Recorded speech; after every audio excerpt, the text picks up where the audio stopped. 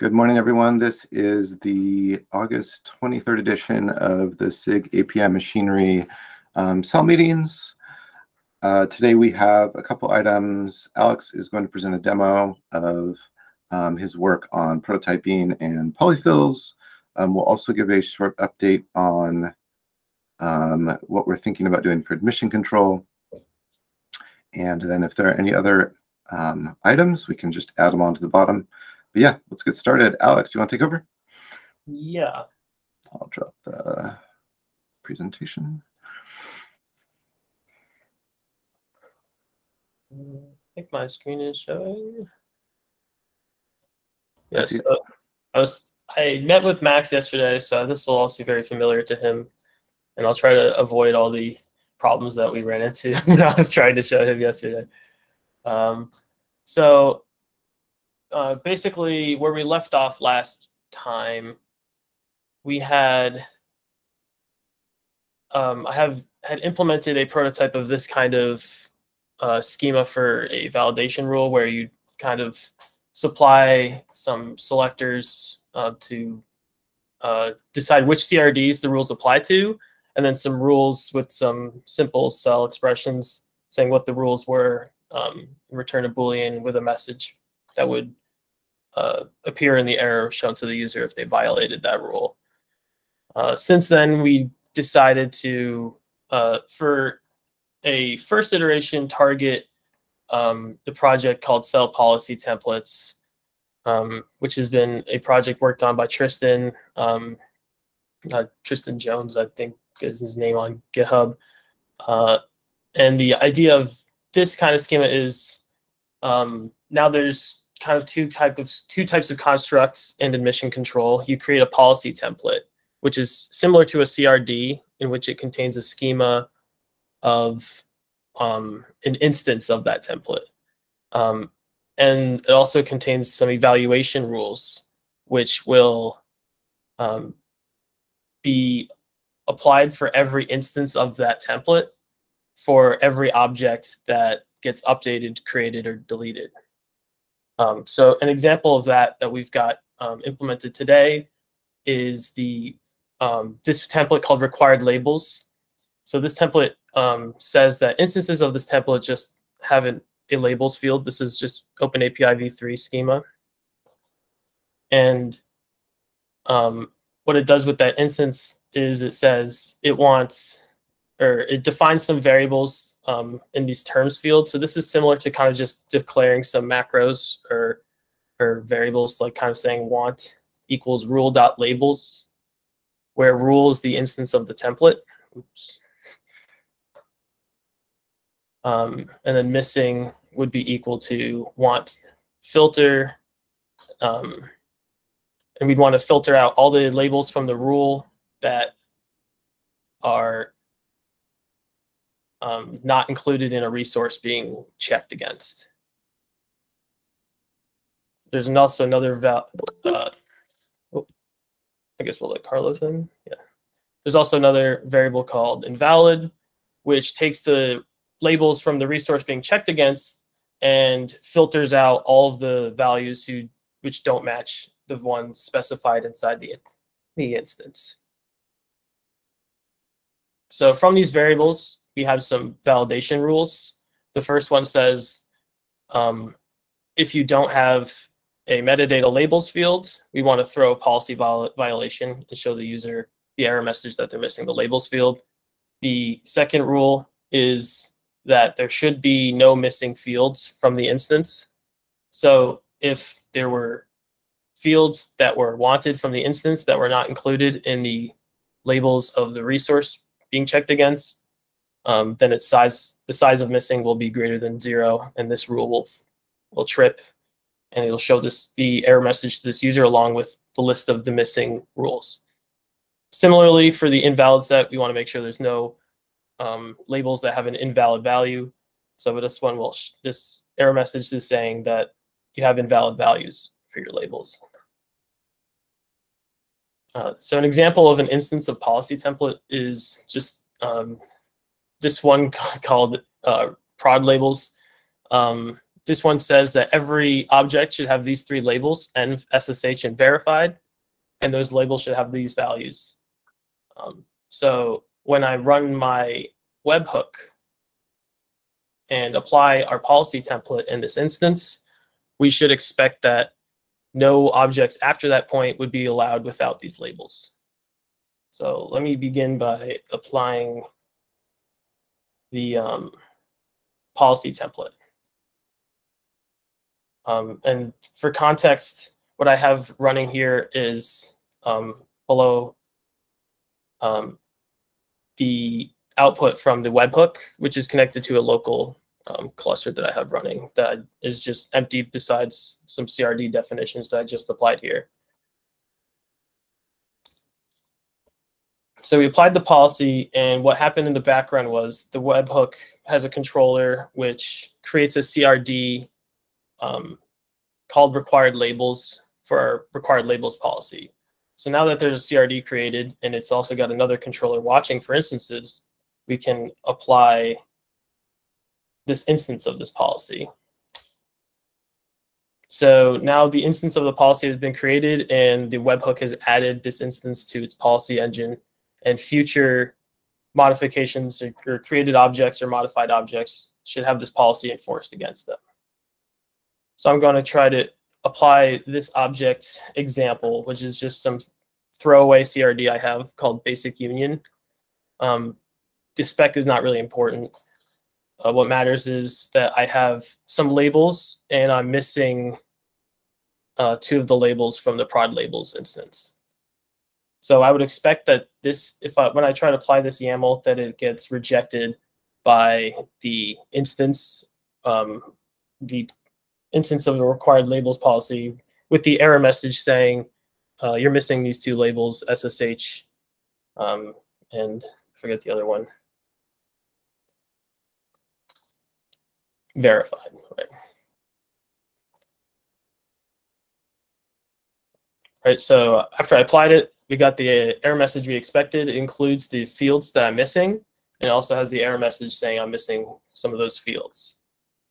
So to explore some of the other error messages, I'm going to remove the field. So hopefully we should get the message saying you're missing your labels field entirely. So now I'm rejected saying the labels field is required by the policy. So let's add that back. I'll add the verified field in. Instead of saying true, mine says false. And let's add the SSH field in. Oh no. We hit error in my demo that I have not seen before. Go routine stack exceeds a byte limit. I'll have to investigate that later. Maybe a go routine leak. I don't know how long it's been running. Possibly. Hopefully I can just pick off where I just left off. Pick up where I just left off. If I delete this. Oh, so that, I think it's just a reproducible case of this. Is there anything in the YAML that we can change? God.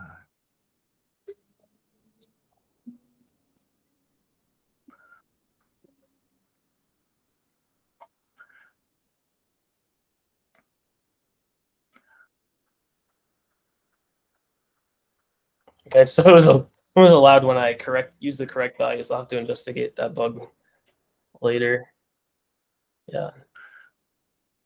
The invalid values case is not working right now, even though it was working when I tried this earlier. It's being punished for my live demos.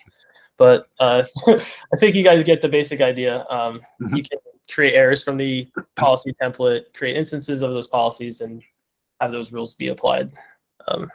Sorry that it didn't run as smoothly as I was hoping. That's really cool. So how did you put this together? Was there anything interesting about kind of how you were able to kind of construct this demo? So at a high level, we have a webhook that is just a generic webhook hooked in as an admission webhook. It's connected to a controller that watches for policy templates, CRDs, and every time in the reconcile function of that controller, it's going to create a CRD definition for that policy template and update it, and then make sure there's another controller running for that instances of that CRD. This controller also includes the CEL policy templates framework, I guess I should call it. Has an instance of policy engine, which kind of just is able to plug in the policy templates directly into the engine, and doesn't really have any of that smart logic built into the webhook. It kind of just uses all the dependencies for that. So at a high level, it's pretty simple, just like connecting pieces together. Yeah, that's great. And so then the idea is then we would eventually like not need the webhook, because if we would do like built-in Kubernetes stuff. Yeah, exactly. The webhook is pretty irrelevant. Kubernetes, you can just replace it with a function call in Kubernetes, and it would just use CEL policy templates. And yeah, there's no usage of KubeBuilder or anything. It just uses informers directly, things like that, so that it can be used inside of Kubernetes. Yeah, that's great. Questions, anybody? Yeah, so when a user instantiates a template, the controller is going and actually parameterizing a CRD to that instance. Yeah, when you create a policy template, a new CRD is generated by the controller, which has an owner reference to your policy template. So yeah, there's this, and then so instances can be generated against that CRD. I wonder if you have any concerns about like if that instance is removed and the corresponding CRD is removed, but there are instances in that CR. Do we worry about like the mechanics of cleanup, basically? Are there any interesting ones in? Are you asking what happens when the policy template's deleted? Either the template or an individual instance, anything that causes a CRD to be removed that may have CRs. I was talking to Max about this yesterday for some guidance in that, because my implementation is pretty naive in that regard. The only mechanism I have to protect for garbage collection is the owner reference on the policy template. So if the policy template's ever deleted, the Kubernetes garbage collector should pick up the CRD and in turn all the CRs for the CRD. I'm not sure if there's any other case that would be we should worry about.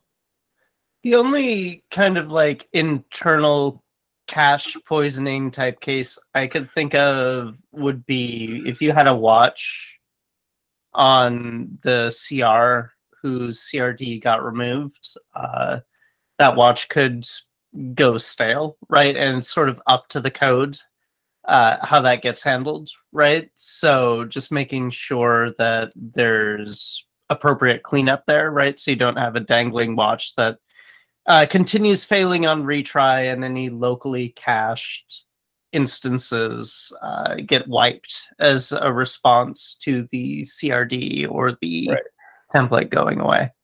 Yeah, that's a big one to watch for. I mean, the good news is that there's a lot of controllers in the world that already have to kind of deal with stuff like this. So I think there's a lot of prior art, like how do you deal with the fact that you built a higher level kind of Kubernetes object that depends on CRDs, and like you have to deal with the fact that the CRD might get changed or deleted, or deleted and then recreated. That deleted and recreated is one of the ones that I'm always worried about because of the watches, like Max mentioned.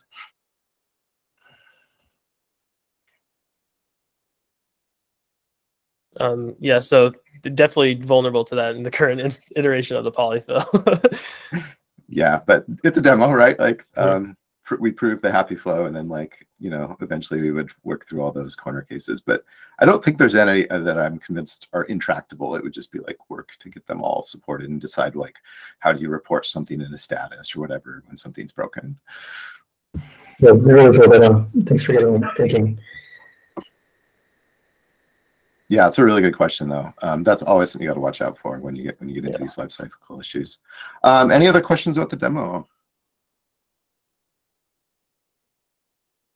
Okay, so the next couple things I was just going to go over really quick. Alex, did you have anything else you wanted to cover before I switch? Nope. All right. Okay, so I'm going to just switch back over to our agenda. If anybody has else they want to add on the agenda, we'll probably have time. The other two things we're going to mention is that CRD validation is on track for beta.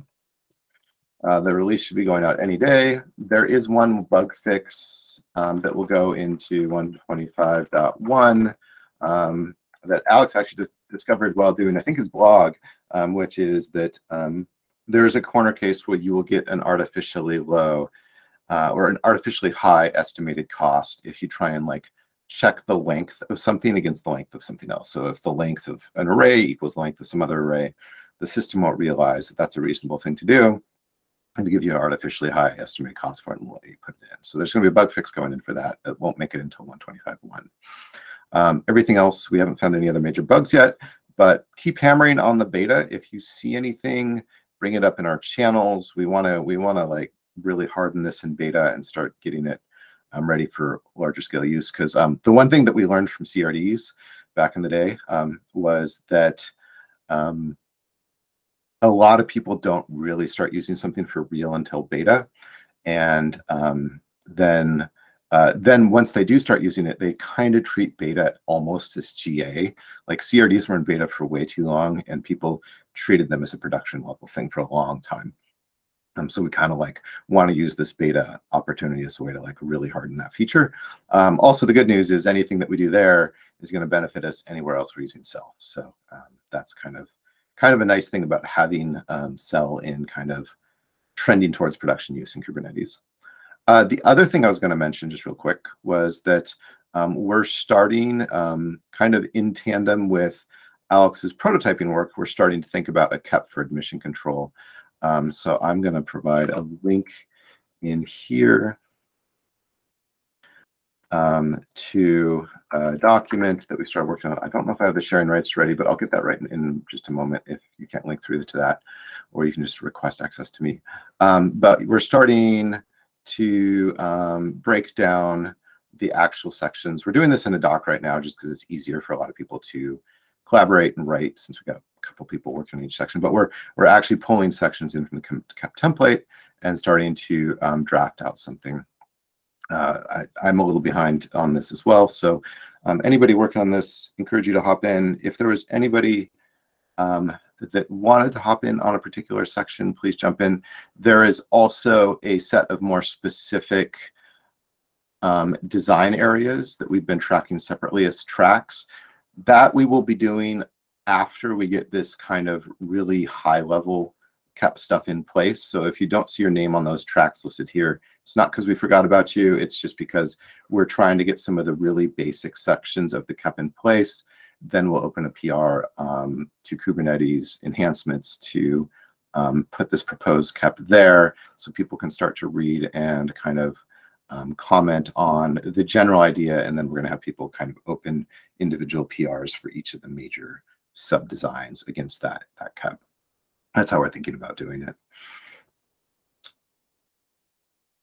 Any questions about what's going on in the project?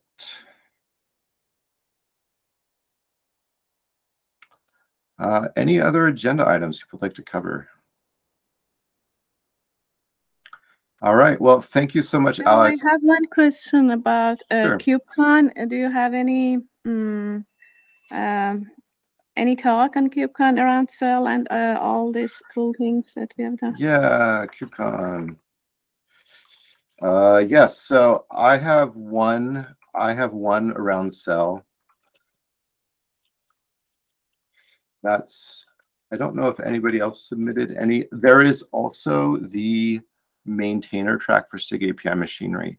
If anybody would like to talk at KubeCon, but didn't submit a CFP, one thing you can try and do, and I can't remember the timeline, so I apologize if I'm telling you this a little too late, but you can go to the SIG leads, which would be like David Eads, Daniel Smith, and Fede, and you could say, hey, I'm interested in contributing to the maintainers track talks. There's usually two. There's usually an intro and a deep dive. If they haven't filled up those slots yet, that is sometimes a good opportunity to get a talk or a section of a talk in. It's really nice if you just want to do a 15-minute thing usually, because sometimes they'll split it up between a couple of people. So if you do want to give a talk, that's a good thing to think about. Also, I think there is a lot of interest in the community around webhooks, around CEL, around policy in general, all these topics, or any combination of those topics. So I would encourage people that are interested in that to come. I think the contributor summit's probably gonna have stuff about it. I think the hallway track is gonna have a lot going on with it. I'm gonna be there. I think CC's gonna try and make it. Yeah, I would love to see everybody there. That'd be great. Great, thank you. I am looking into the schedule, and I love the title of your talk, Webhook Fatigue. Yeah, thank you, thank you. Yeah, I will also talk to David and Fede to see if they want to squeeze anything about CEL and deep dive in API machinery. Thanks, and thanks, Alex, for the cool demo and discussion. I learned a lot. Thank you. Yeah, thanks so much, Alex. All right, I'll give everybody a little bit of time back, and see you next time. Bye. Thank you.